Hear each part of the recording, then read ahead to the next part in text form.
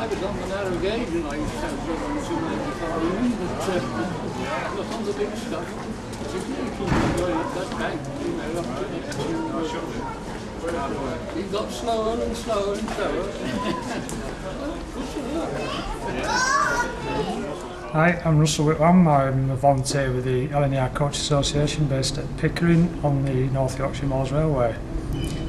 The project we're currently doing is 1950 built Thomson Corridor 3rd carriage.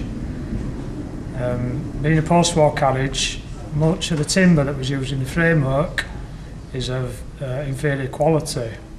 So much of the timber inside here has had to be replaced with new material machined up, and the steel plating put back on. And eventually this will have an artificial simulated teak finish applied to match the other coaches that we've got, which are mainly constructed of teak.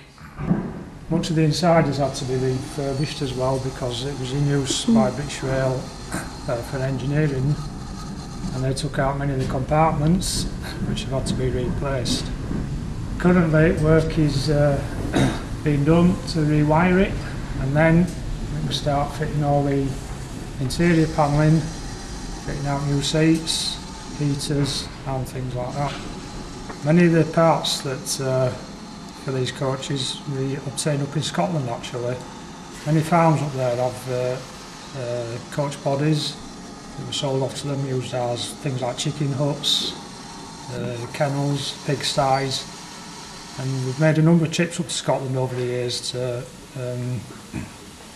strip parts off these vehicles which we can bring back and use on the coaches that we're restoring. Sometimes we have to have new components made using the originals as a pattern. We have a similar vehicle to this which we're hoping to restore soon. The advantage with that one is it still has most of its interior intact, so that should be an easy proposition in this vehicle, for which most of the components for it have had to be sourced from elsewhere.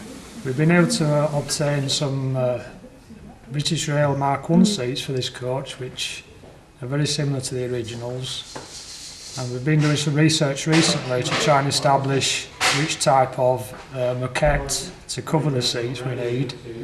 We think we've identified the correct one. Research at the National Railway Museum in York has turned up a pattern which we're hoping to have reproduced both for this vehicle and a couple of similar vehicles we have. As an association, what we try and do is restore the coaches to as near original condition as we can.